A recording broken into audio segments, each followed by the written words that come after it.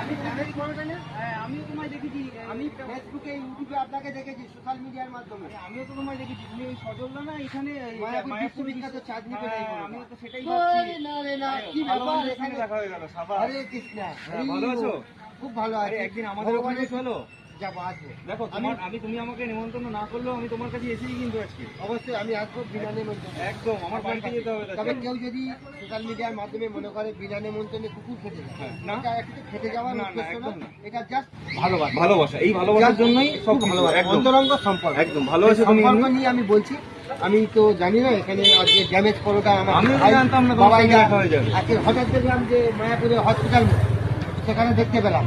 তাকে আমি দোকান নিয়ে বাড়িতে রেখে গেছি। আমি এখানে একটু আমার এলাকা, তাই আমি এখানে একটু আড্ডা ফাড্ডা মারি। তার জন্য এসে দেখলাম এখানে বাবাইদা এসছে ড্যামেজ করোটা। এখানে এলো, হঠাৎ করে দেখা হয়ে গেল। হঠাৎ করে দেখা হয়ে গেল, তা দুজনে খুব ভালো একটা সম্পর্ক এখানে সম্মান করে জানার দরকার আছে। এটাই আমাদের খুব ভালোবাসা রইল তোমার সাথে। তুমিও আমাকে আশীর্বাদ করো যাতে আমিও এগোতে পারি। আশীর্বাদ আমি করার কেউ না, আশীর্বাদ তুমি তো আমার দাদা ভালো থাকলে ভাই সবসময় ভালো থাকবে। দাদারা চায় ভাইরা ভালো থাকে। ঝড় বড় গাছে বাঁধে, ছোট গাছে কিন্তু ছোট গাছটাকেও এরকম করতে হবে দাদাকে মজবুত রাখার জন্য। সবসময় দাদাকেও ট্যাকেল করতে হবে। দাদা সবসময় ভালো। ঝড় বাঁধে না, বড় গাছে ঝড় বাঁধে। বড় যে হয় তার দুনিয়ার ঝড় ঝাপটা সামলাতে হয়। তার ছোট ভাই এসছে আজকে মায়াপুরের বিশ্ববিখ্যাত চাঁদনি পেটাই পরোটা। এখানে হঠাৎ করে দেখা হয়ে গেল ড্যামেজ পরোটা। ভাইয়ের নাম বুবাইদা, বাবাই।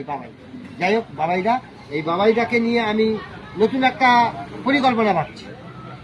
যে পরিকল্পনাটা হবে, দীঘায় নতুন করে আমরা একটা ব্রাঞ্চ লঞ্চ করতে চলেছি। আউটলেট হচ্ছে আমাদের আউটলেট একটা দীঘায় হচ্ছে। যেটা হবে সেটা আগামী পর্বে, আগামী ভিডিওতে এটা দেখতে পাবেন। এখন শুধু ট্রেলার, পিকচার বাকি है मेरे दोस्त।